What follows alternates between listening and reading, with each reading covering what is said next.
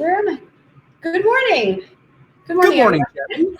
How's it going? My name is Jenny Noonan-Dye. Thank you for joining us today. This is the Mormon News Report podcast weekly Come Follow Me lesson. I am joining you from Salt Lake City, and I'm joined by my co-host, Brant Malone from Detroit, Michigan. Good morning, Brant. Good morning, Jenny. Good morning, everybody. It's a beautiful day here in Michigan. And Jenny, I don't know about you, but I just know I was transported back to being a goofy, giddy 12-year-old reading about Ammon and what he was doing as he was tending those sheep. And I'm so excited to talk about it today.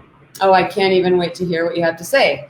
We are also joined today, of course, as always, as ever, joined by John Dye. Hey everybody, I'm off camera, and that's good. Our wonderful man behind the curtain who takes care of all the wonderful slides that you see if you guys are joining us via Facebook and you can see our live stream. He's the one that does everything like that. And Jenny, I know I might be stepping on your toes, but we're already starting to get people checking in, and I'm gonna take over your thing that you usually do. We want to hear where you're listening from or where you're watching us from. That's always great. And also, if there's anything that stood out to you in this week's lesson to help drive our discussion, Jenny and I and John, we all come in with our thoughts, but let's be honest, Jenny, it's a lot better when it's not just us talking, but when we can hear what everyone else thinks as well. For sure. And being what it is here with this live, we know that it can take a minute to type out your comment. Maybe you feel like, oh, wait, they've already moved on. It doesn't matter. No, it matters. We want to know what you think. We want to know what you're feeling, what insights you have, what you've learned, because we all benefit from when we share and when we listen to others' insights. So thank you so much for checking in. Wow, we've got some more too. Brant, do you want to? Sure. We've got Jeremy checking in from Costa Mesa, California, Barbara from Mesa, McIntyre, Helen McIntyre from Idaho, and Teresa Kidd from Frederick, Maryland. Good to see everyone all over the continental United States. Nancy from West Jordan. We always get a few international folks joining us as well, so I'm waiting for them to join us as well. But Jenny, it's always so nice to see all of our familiar faces because as we, I might have had a little too much caffeine this morning, so I'm raring to go. Good morning to Barbara from Orem. But I've got to ask, Jenny, as you and John do your Sunday school, I don't want to call it teaching, let's call it facilitating. Do you notice that the quality of the discussions gets better as you have people who are more familiar with each other and can feel like they can share more? Or do you like hearing faces that you've never heard from before? Or is it a mixture of both? It's, in my opinion, it's both. I like that, to be honest, there are sometimes, some weeks, some lessons where there's more to say. There's more commentary than there might be for another week. And when that's the case, and we've got a good discussion going on, and we're trying to finish up in time so that people can get on with their day, we don't always get to address every single comment that people leave. And for that reason, I'm grateful that I've seen some people respond to each other in the comment section. And that's always valuable. So thank you all for participating in the ways that you do. As a teacher, I've got to imagine it makes your job easy when in essence, you can hand the ball over to other people and you can see that back and forth between individuals because it allows the conversation to be a more free-flowing versus the question and answer style that we're sometimes used to when it comes to teaching within the church. Well, easier maybe, but definitely more interesting for anyone participating in the lesson because they don't want to just listen to me drone on all day long about. Oh, come on. But there is value in people sharing because we've all got different life experience. We've all got different worldviews, and therefore we interpret and apply the scriptures in different ways. And so I think, like I said, there's a lot of value there. So, okay. Oh, some more. We've got from Sandy, from Arizona, California. Gosh, thanks, guys. Thanks so much for checking in. Really valuable stuff here. Okay. So this week's lesson, today is Sunday, June 28th, in the year of our Lord, 2020. Brant, we are almost finished with this year. Like we're almost not finished, halfway finished. We're almost halfway through this, however you want to describe it, year is. And that's the year that's taken a decade. It feels like. I still feel like it's March a lot of days. Well, here's my theory. Once we get to August, once August 1st starts, the year's done. Now it might change a lot based on if we have to go into lockdown in certain places, that might change. But it's been my experience. Once you hit August 1st, then you start getting ready for school, and then you've got the fall holidays, and then Christmas, and the year's done. So for us, it's been like, yeah, let's get everything done before August 1st because you won't have any time. Yeah, it's true. It does tend to go quickly from that point. We want to thank everyone for joining us and hanging in. We've been doing this since March on a weekly basis, and we're very grateful to all of you who join. And so welcome here today, whether it's your first time or your 50th time. Just kidding, I don't know how many times we've done it. Certainly not 50. And as a reminder, Brant and I record a weekly podcast called the Mormon News Report Podcast, which you can find on any of your pod fetching apps. Please let us know if you'd like some assistance with finding it. We'd love to have you participate in that conversation there as well. So today's lesson, the title is, I will make an instrument of thee. Again, today is Sunday, June 28th, and we are covering the chapters we're covering today are Alma chapters 17 through 22. Now, last week, Brant, you actually kind of gave a teaser first thing in our lesson last week about something that you wanted to talk about when it came to, was it missionary work? Yeah, so it's really interesting that we're comparing and contrasting the experience that Alma had with the Lamanites and then meeting up with the sons of Mosiah this week and hearing essentially what we're getting is we're getting the band back together, and it's like, all right, now let's go into your backstory and your origin story for what you've experienced. And so it's interesting that we see the experience of Alma, and I don't know, this might not be the way that everyone feels, but it's the way that I feel. I don't know if we can exactly call it the best experience or the most positive outcome, considering, the people that he went to go taught were still wicked and then they were destroyed. But then we start getting into the story of the sons of Mosiah and what we're going to start with Ammon, and we're actually seeing a very different perspective as far as how their quote unquote mission went. One could say he saw a lot of success. And so it's interesting as we look at this and we think of it in the context of missionary work, because a lot of this is going to be about sharing the gospel. What exactly is success here? Was Alma successful or unsuccessful? Was Ammon successful or unsuccessful? And I think it's really powerful because so many times we want to think in the modern church of success being the amount of people that you've baptized. Now, we've gotten a lot better with that. It used to be a lot worse a long time ago, but I think that people are familiar and comfortable now with the fact that it doesn't matter. I think I might have baptized 3 or 4 people on my mission to Korea, and that was about average. We didn't baptize that many people, but we always heard stories about, for example, South America, where a lot of baptisms happen. So I guess, Jenny, the question is, when we think about missionary work and we think about comparing and contrasting Alma and Ammon and the sons of Mosiah, we're really seeing that you really can't. I guess this is the question. Can you judge success on a mission? Is that something that you could do? Or is it a very personal thing where there's really the only way that you're going to know if your mission was quote unquote successful is you individually? I guess that's the question that I want to throw out there to begin with. That's a good question. Yeah. And I'd love to hear what people who are watching have to say about that. I feel like, if we're going to move away from the numbers game, then we've got to move away from the numbers game. And let me explain what I mean by that. I recall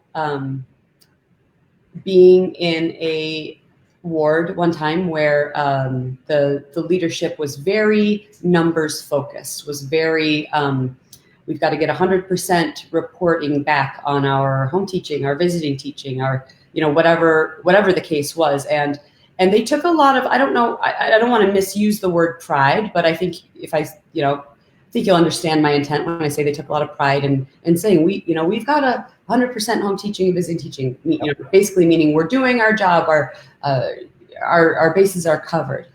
But like you say, Brant, does that equate success? Does 100% or does a certain number equate success?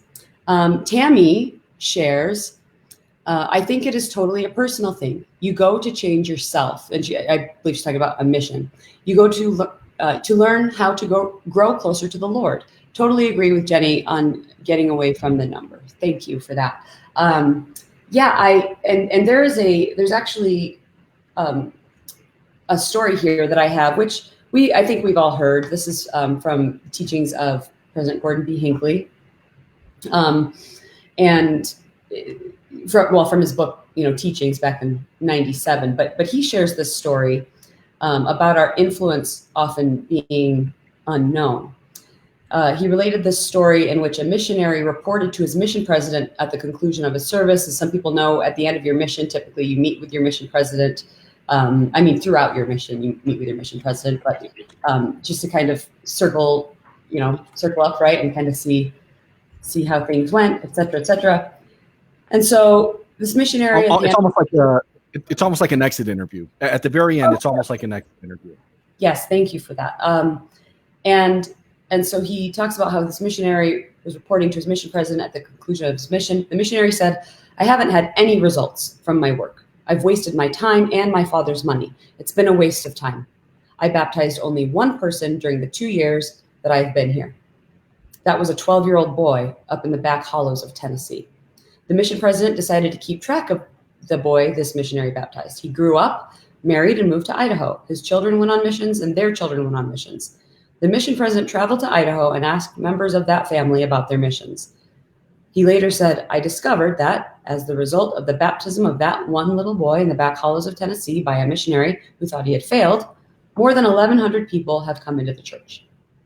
So that's just one illustration. I think aside from any talks that we might read, we have experiences. There's that old story about the starfish. Mm. I remember anyone? the Studio C skit. Yes.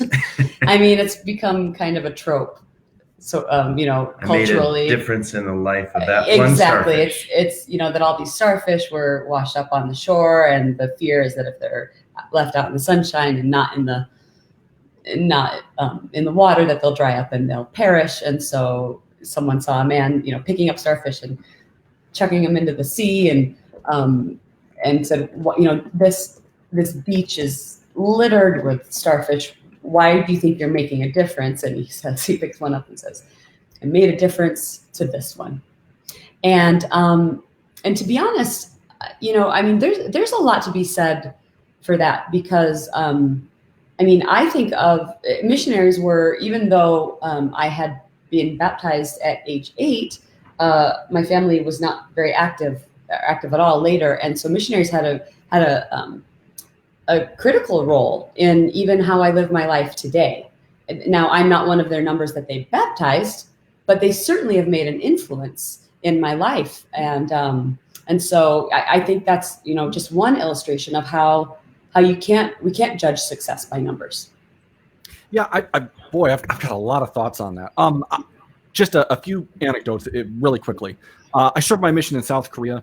The Korean people are very, very humble people. And so while they're humble, what they also want to do is they want to make other people feel good.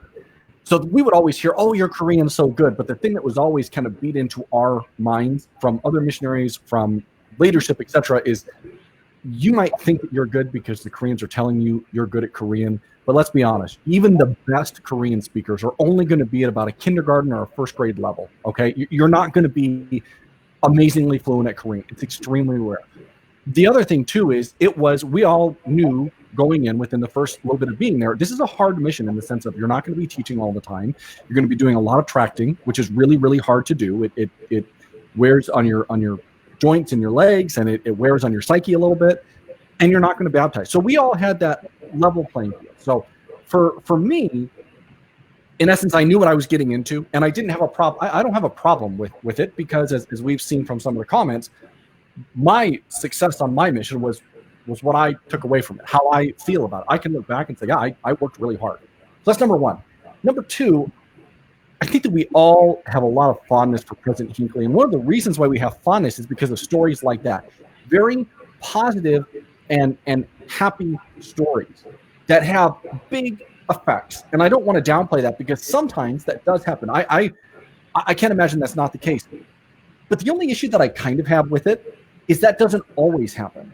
I don't know if I could find some of the people that I had taught or baptized on my mission and have seen the fruits of success be like that. As a matter of fact, it wouldn't surprise me if quite a few of them went inactive. Now, that doesn't affect me at all, but if someone had that same experience and tried to do that same thing and they didn't get the same result that President Hinckley talked about, that'd be difficult.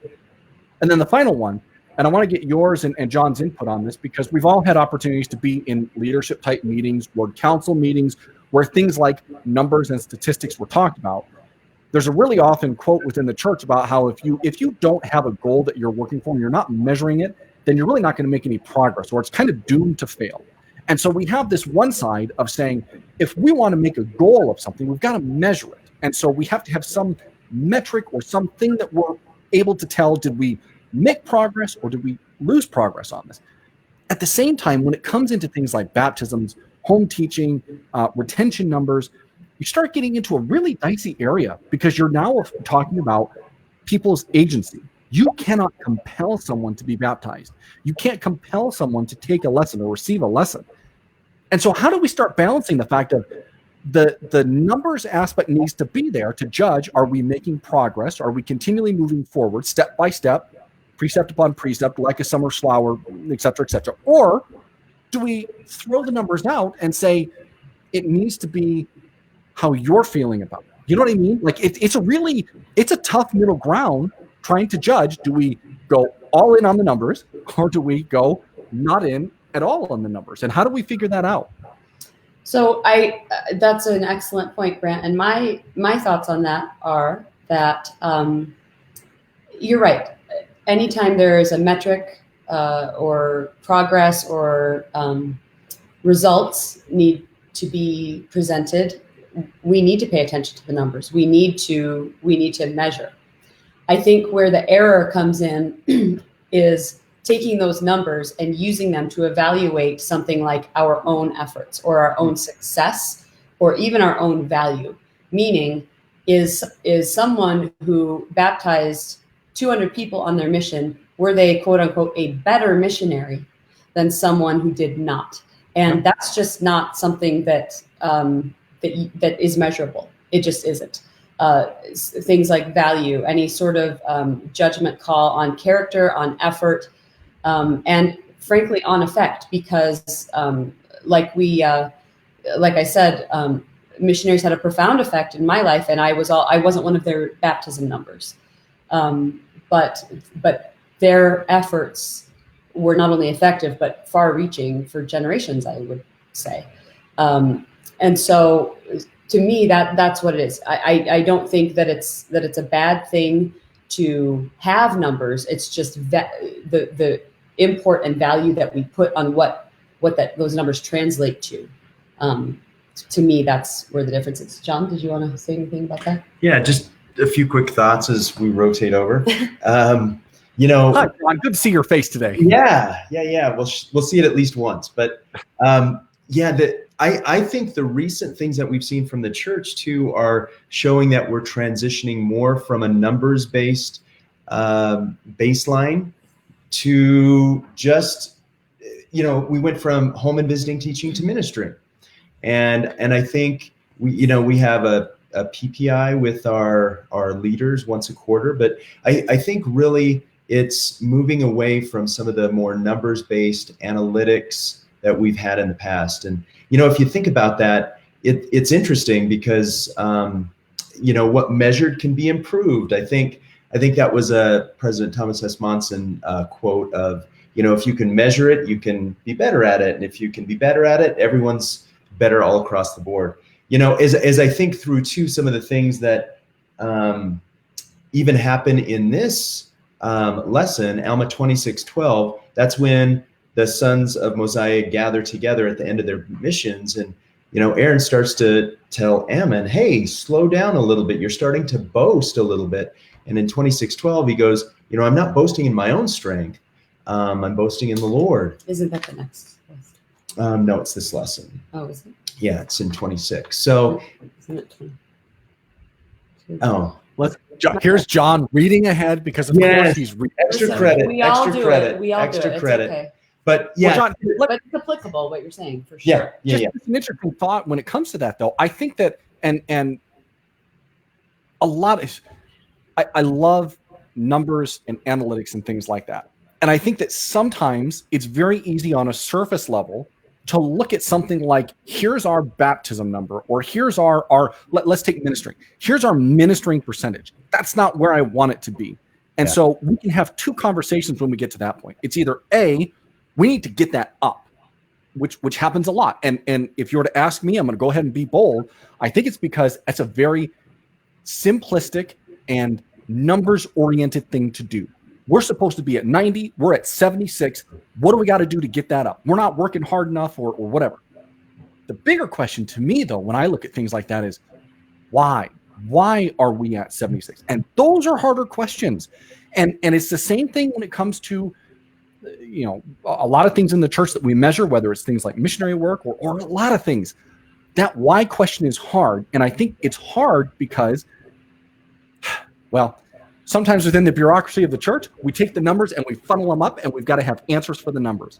And sometimes that works in business. It doesn't always work in the church because there's so many other factors. Business-wise, John and Jenny, I mean, we can all get into the nuts and bolts of what it's like analyzing numbers in business, making excuses or justifications or whatever. But in the church, that's so much harder to do. So I agree with you, John. Got to have it because that's how we got to make progress on it. And that's how we measure if we're getting better or worse at something, or if there's areas for improvement. But sometimes it just feels like the number is there almost as a stick to beat people. Yeah. You know what? I couldn't agree with you more. And let me share, if I can, just one thing right above what Jenny just read from the manual. And this was from President Dallin H. Oaks. And basically, he goes through this story here where he talks about, I was assigned to visit a less active member, a successful professional many years older than I. Looking back on my actions, I realized that I had very little loving concern for the man I visited. I acted out of duty with the desire to report 100% of my home teaching. So again, back to your point, the why. Why are we doing this, right? He wanted to be seen as a 100%er. So one evening, close to the end of the month, he phoned him to ask if he and his companion could go over and visit him. His chastening reply taught me. Hold on, John. Come over right now to visit him, which has happened before to a lot of us. Can we come over right now? I don't care if it's 8:00 at night, the last day of the month. I got to come over right now. Exactly. It's us, right? It's our agenda. And the why, I guess, is important. Why are we doing this, right? It's to be 100%er. It's not because we genuinely care about that person other than we want to get that statistic. So, this brought up many floods of memories that I had where we were learning a little bit about home teaching via the Home Teachers movie. I don't know if you've seen that, but Kirby Hayborn dropping a plate of cookies through the mail slot in the front door, right, at 11:58 p.m. So anyway, long story short, he just says, I hope no person we approach with an invitation to hear the message of the restored gospel feels that we are acting out of any reason other than a genuine love for them and an unselfish desire to share something we know to be precious. So anyway, just some thoughts there. That's a great quote. All right, Jenny, I will give the steering wheel back over to you. I'm done with my pet topic for now. No, that's great. Thank you so much. And thank you, John, because that's a perfect transition into what I want to talk about. But first, let's look at a few of these comments here. Oops, that's not what I want to do. I don't know how to work this computer. Which one would you like to start with? You choose. Let's see, Tammy. The one right before it too.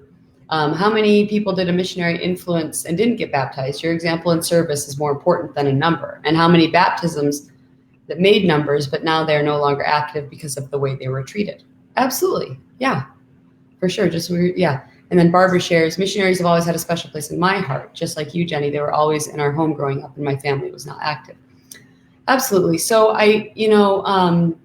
these things, I think, all point to this part of the lesson, which is that what can help others to prepare to receive the gospel, is our love. Now, I want to say that, for certainty, but also with a caveat that I'm gonna get to my point in a little bit. But so if we turn to Alma, chapters 17 and 18, there are a lot of verses there that kind of demonstrate how Ammon was motivated by love to share the gospel. So as if you want to just kind of scan that and see if you can find any that illustrate that, just like that message that John just shared from President Oaks. And also, I mean, has anyone here had any sort of experience where sincere love softened someone's heart and allowed him or her to be more receptive to the teachings of the gospel or to the gospel message in general? As I was thinking about this a lot, and this is the caveat I was getting to, our love certainly can help others prepare to receive the gospel. But I feel like a lot of times something that we need to realize is that I think sometimes we might think about things like how to improve programs in the church, home teaching, ministering, missionary work, sharing the gospel with a friend, with a coworker, with a colleague. And we think, well, what we don't want to do is, gosh, I'm so sorry, please excuse me. What we don't want to do is alienate them by making them feel like a project, right? We don't want them to think, hey, my aim here is to have someone join the church and get baptized. And so what we do is we realize that one way is to love them.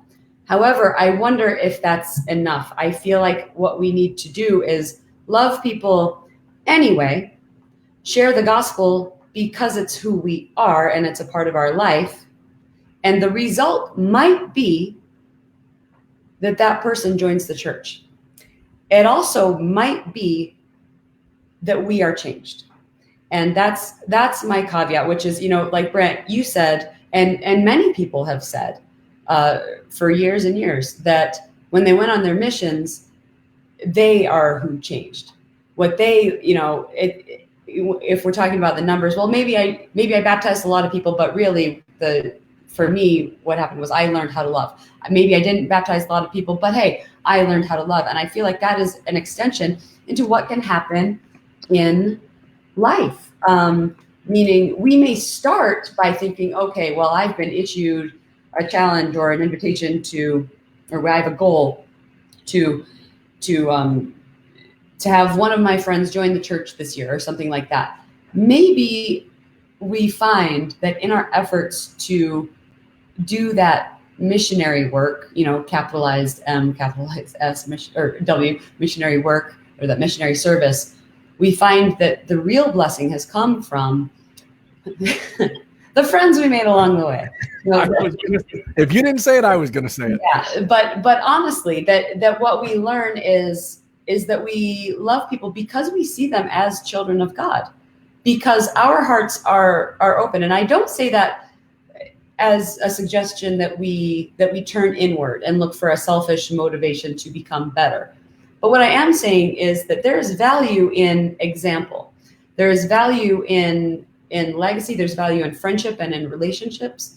And maybe your coworker won't ever get baptized, but maybe their kid sometime in the future will encounter missionaries and be like, well, my experience with Mormons is that my mom or my dad had a coworker who was like always helpful, always willing, always there for us, always trustworthy.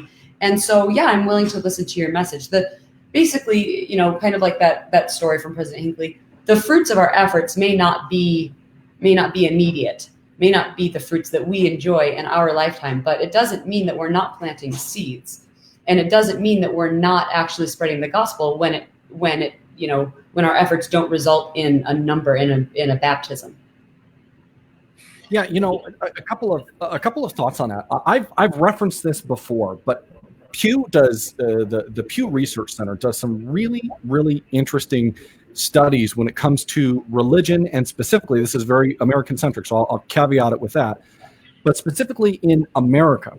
And one of my favorite research things that they've ever done is called the Pew Thermometer Index, where they look at various types of religions and see on a thermometer scale, so the hotter the scale, the hotter the temperature, the more positive people think, and the lesser the temperature, the cooler the temperature, the less people think. And it's really interesting if you look at the LDS religion. So when they first did this in 2014, we were ranked at a 48, which is towards the bottom end. As a matter of fact, atheists and Muslims were the only ones that were ranked lower than us. In 2017, they did it again. We were still third from the bottom, but we were at a 54, so we went up. But the interesting piece of this study that they found was that when you know someone of that specific religion, specifically someone who was Muslim, who was Mormon, or who was atheist, your feelings about them dramatically went up. So in essence, when you're talking, if you go to a Jane Doe on the street and say, what do you think about the Mormons? I don't really care for them that much. That's one thing. But if you go to Jane Doe on the street and she's neighbors or friends with a member of the church, then they find, they're great people. They're all about families and things like that. And I think that, to what you were saying, Jenny, that's huge, because we can't be looking at the end game of, I need to get them in the water and get them on the records of the church. And as a matter of fact, Helen brings it up. She says, we always planted a seed to everyone from the example we are showing around us. That's the way I view it. You never know what seeds are going to be planted on anyone and when those trees or fruits are going to sprout. It might take a long time. It might not take very long.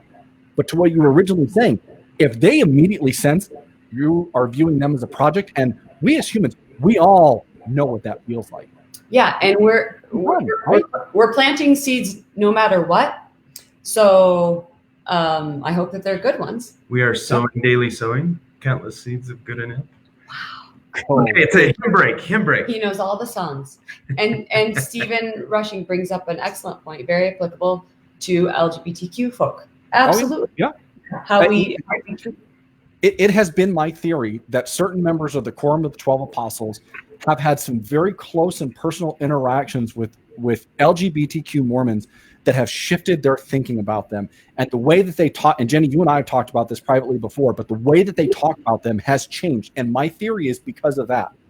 There's one other, before we move on, there's one other part I want to reference. And John, I'm looking at Alma 17:9, because I know you're our man behind the scenes who pulls up the scriptures.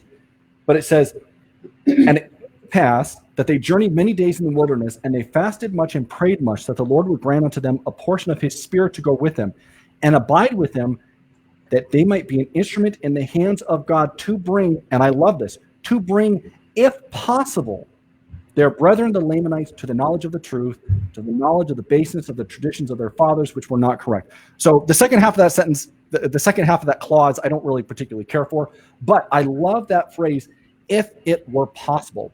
Because, Jenny, I think that goes back to so much of what we've been talking about. We've got to have that attitude. I want to make a good faith effort and leave the rest of it to God if it were possible. Because we can't force it.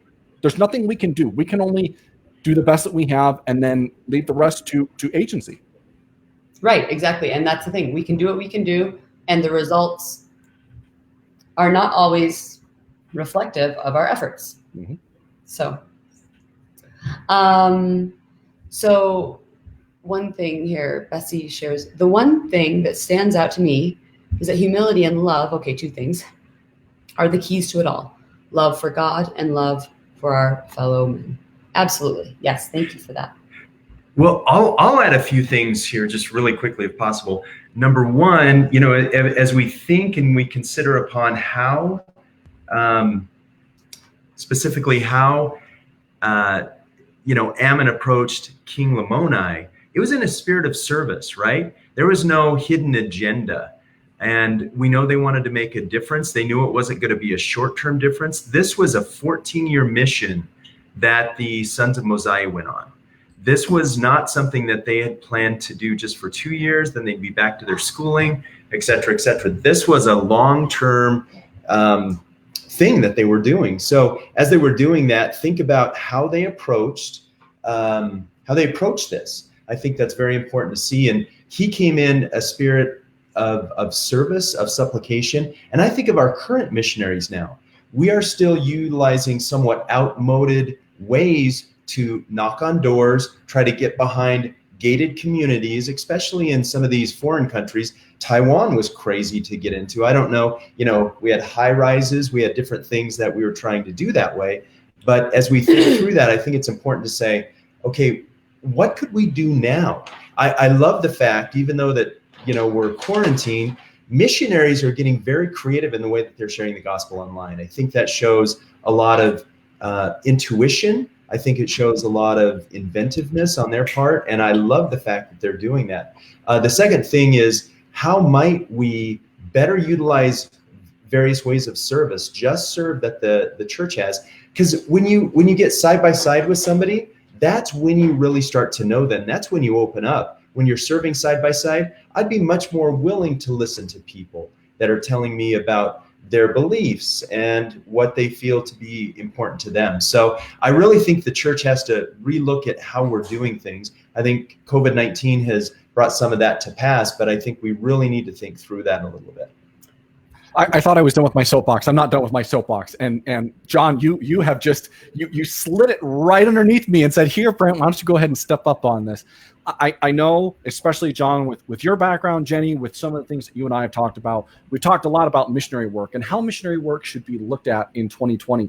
And I wonder if these chapters in Alma, 17 through 22, might be a bit of a template for what could happen next.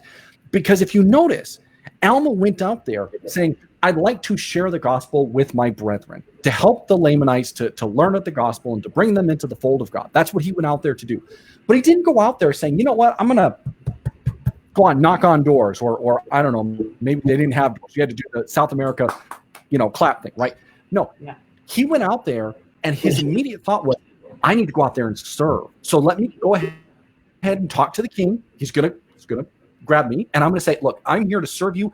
No strings attached, no questions asked, any of that stuff.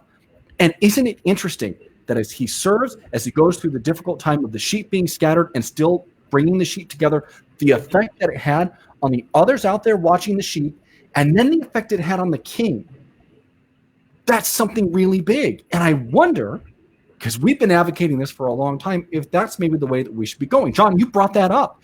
I think about the times that I've seen service happening out here. When I was on my mission, service was, we do service for an hour a week. For us, we did a bunch of different things.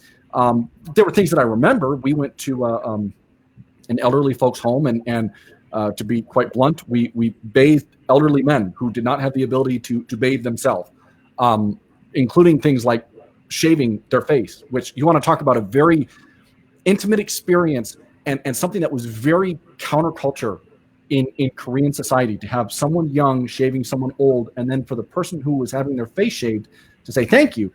John, I know that you served your mission in Southeast Asia. That's a very rare thing to happen. But it was always like, we got to do that. Versus our whole job is to get out here and do service. And then people will talk to us and they'll, what are these Americans doing out here? What are you 19-year-olds doing out here doing this? And then now I want to know more, versus, you know what, I've got a church, I'm not interested. So I'm just so glad that you guys at least laid the runway out for me to get on that soapbox. Thank you both. Yeah, and that brings up a really good point. The way to teach and learn gospel truths effectively. In Alma chapter 18, we've got King Lamoni, and Ammon is standing before him. Before I get into the teaching part, did you want to talk about sheep? Flocks? So 12-year-old Brant thought this was amazing and awesome. Wait a minute. He's out there. He's fighting these dudes. He's chopping their arms off. This is awesome, right? We watched so the church has done new videos, but they've also, if you go and you use the primary manual, which we use for our kids, they've got the old comic strip style cartoons from the 1970s that we've talked about before. And it shows it very cleanly happening. But maybe this is what happens with age, Jenny. I sit here and think about he's chopping these arms off. When you chop an arm off with all the joints and the bones and the sinew, that's not just a nice even chop. That's a hack, right? So, I don't know. Who knows what was going on there? And I'm thinking about like the CTE and the concussions that might have been happening with rocks being thrown. Anyways, it's kind of brutal. Like, oh, that's awful. There's the best illustration of them all right there. Oh, heck. Wow. That looks like something that I drew when I was 12 years old. No, that's so. Anyways, so he does all this, right? And the amazing thing is, and Bessie brings this up. He goes right after he saves the sheep from being scattered from these bad guys.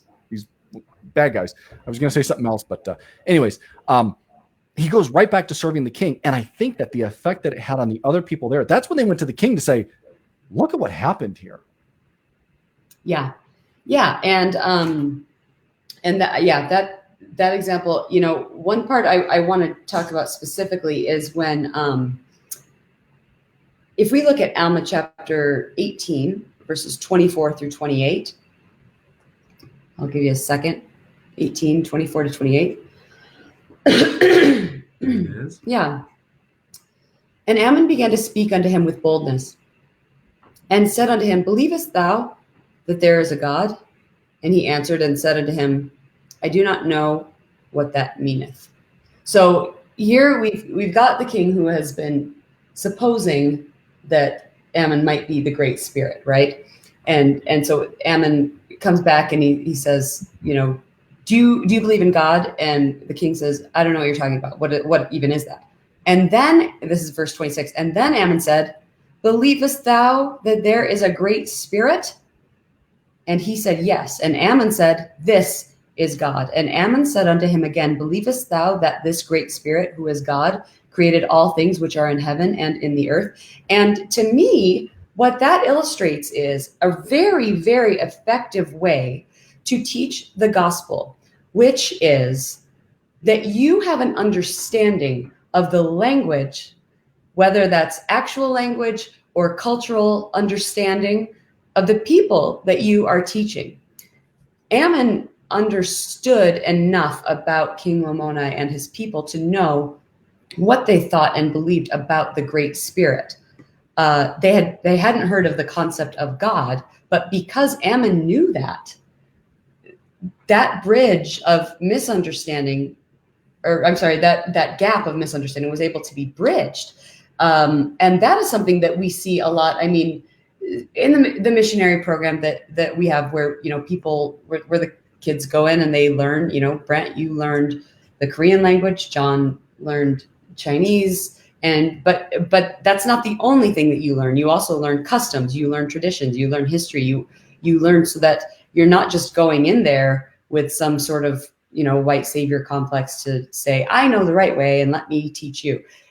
Because the truth is, there won't be effectiveness if there isn't understanding at a baseline, and there won't be communication unless there won't be, you know, that shared experience unless there's love, like we talked about before.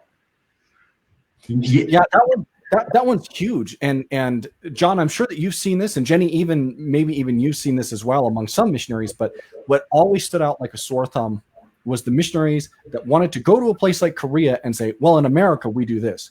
Because Koreans were naturally intrigued with Americans, but on the whole, they responded much better to Americans who almost wanted to shed their American identity and say, I'm here living in Korea for 2 years. Help me understand. Like, I want to understand how you do the things you do, why you do the things you do. It's taking a genuine interest in people. So that's number one. And then number two, Jenny, I think it's so powerful that, and I never noticed this before, and I'm glad you brought it up. The fact that he was basically like, you know what? I'm going to use your language, not my language. And I say that because we have a very unique language in the church sometimes. And sometimes we can't see the forest through the trees when it comes to some of those things. We like to get into some weird theological debates about what's the Holy Ghost versus the Holy Spirit versus no. Sometimes you just need to talk to people where they are at. And it doesn't mean that you have the right answer and they have the wrong answer, but it's just the basics of, maybe this is the problem. It's the basics of general human communication 101, conversation 101. Don't talk like you're on different planets. talk to people like normal people. And sometimes when we talk about the gospel, it's tough for us because it's not a natural thing for us to do. And I'm just saying it's human nature. We default back to what we know and what we're comfortable with, versus, like he said, okay, I know enough about you to say, the Great Spirit, I know this because I've taken an interest in you and your lifestyle and your religion and your perspective, and okay, I can work with this. And how effective was it? I mean, how responsive are you going to be? How receptive will you be to someone coming into your house and saying, I don't like it. Let me show you how I do it. It's better. Yeah. Now there is a caveat there, because how many times, Jenny, have we interacted with people who are not of our faith who say, you know what, let me tell you what the Mormons believe about this. No, but I think that's the difference that Ammon's trying to say there is, I at least have a contextual understanding of this, so we can at least have that bridge to begin the conversation, versus Ammon telling him, oh yeah, this, I know all about this thing. Oh, hold on. Yeah. Yep. And Tammy brings up that Thurl Bailey was converted while he was playing basketball in Italy, not when he lived in Utah. Mm-hmm. Okay. And one other comment from Tammy I wanted to bring up. She said, interesting that the church has been changing how missionaries are dressing also. You and I have talked about this on the News Report podcast. Mm-hmm. They changed what shirts the boys can wear, that sisters can wear pants. I know someone who was a better missionary playing basketball with those in the neighborhood than to sit and have a lesson. We actually found that was when we were in Korea. That was great. If they saw guys like us that were out willing to play basketball with them, and I'm 6'4", so the Koreans love playing with a huge, big guy on their team. But seeing you being normal, that made a big influence. I have a friend whose son was serving back east and got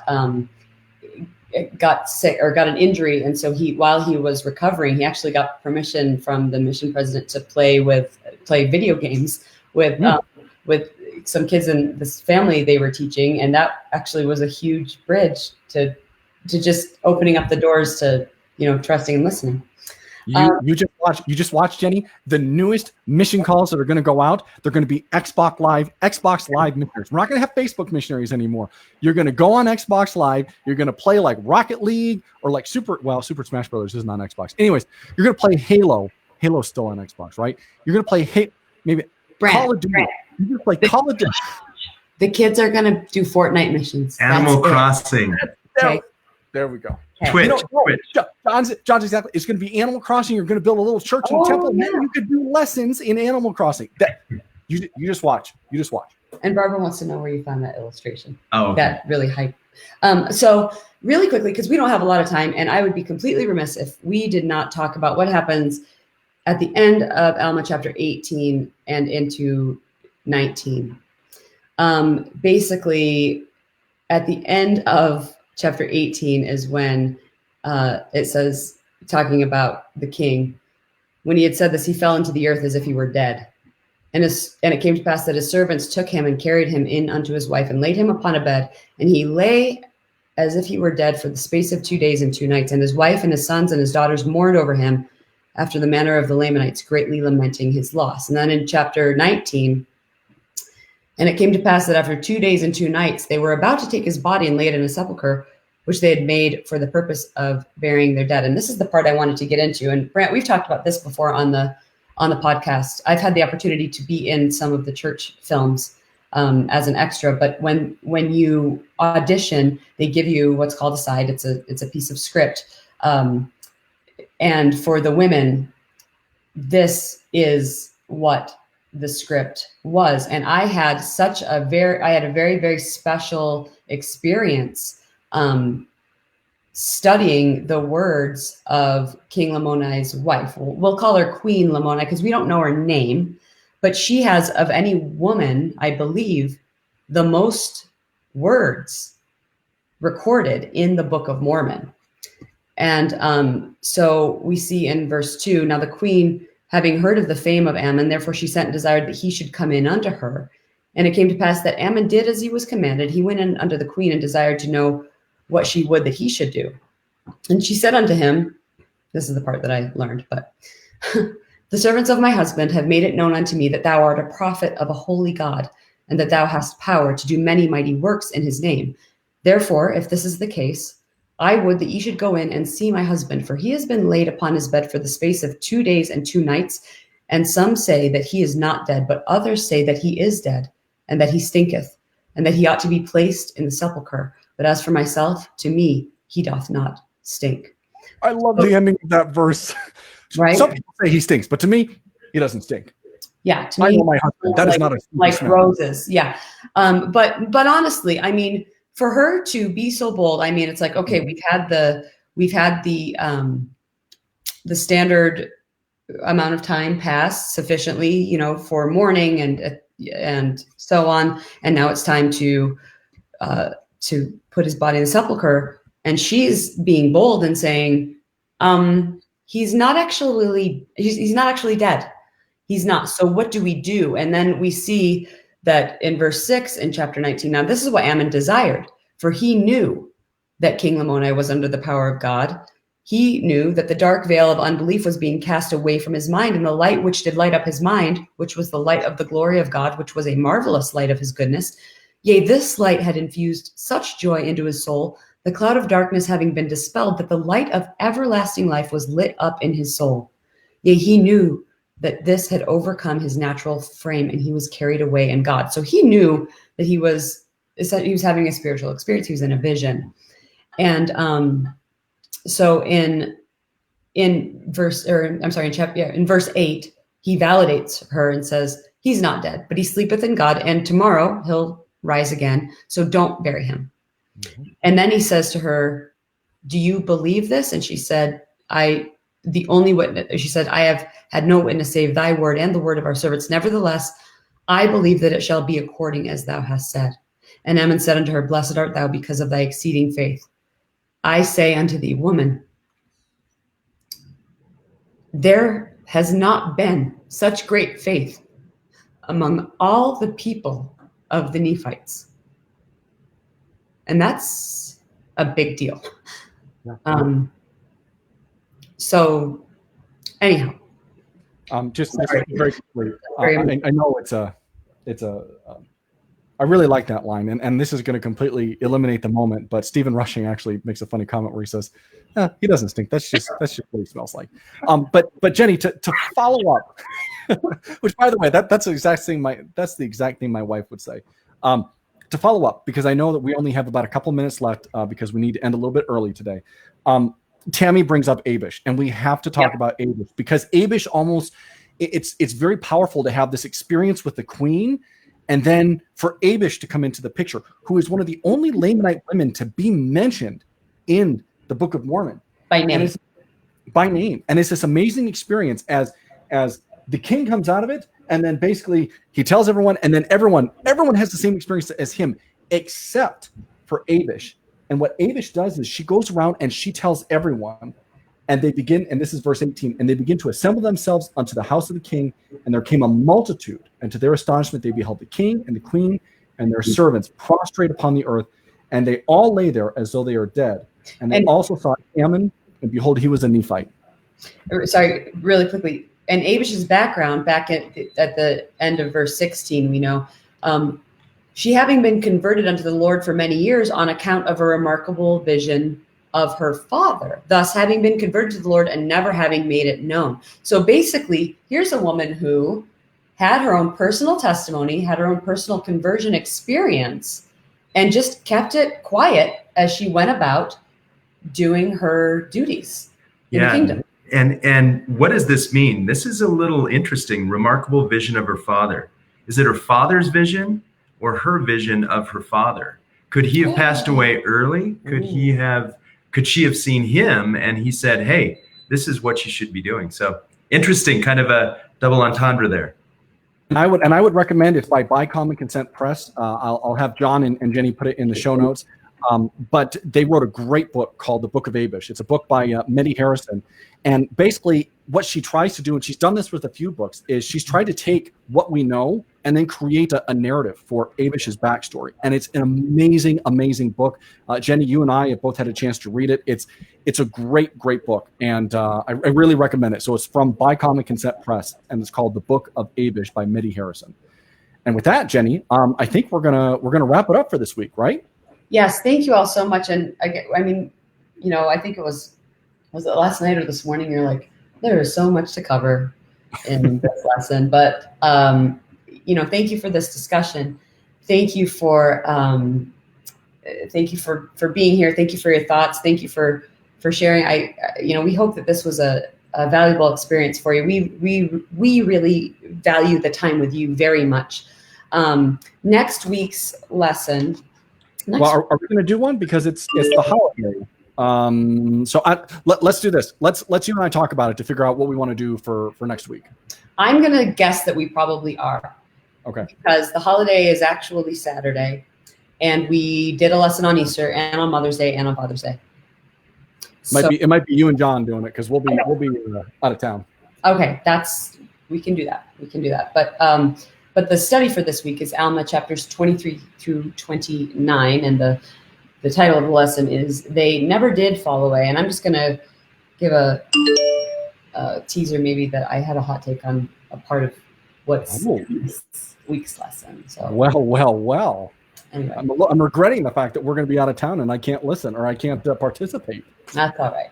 I'll just have to listen. And if you want to listen, what you can do is you could subscribe to the Mormon News Report podcast, where you'll get this episode on Friday when we release it on our podcast feed. If you want it like right after it airs, all you got to do is become a Patreon member. Go to patreon.com/Mormon News Report, sign up. All we ask for is $1 a month. It helps us to keep the lights on. You get access to our Mormon News Report podcast ad-free. Plus, you get Come Follow Me as soon as it's released. So just go to patreon.com/Mormon News Report. Yes. So thank you, everyone, for joining us, and we hope you have a wonderful week. Have a great and safe holiday on Saturday. Enjoy Hamilton on Disney Plus on Friday. You're welcome. And please join us for our weekly podcast episode, which Brent and I will record, sometime soon. Sometime within the next week. How's that? Yeah, someday. Thanks, everyone, for tuning in, and we'll talk to you again after a while. Once the music plays. Good play. There we go.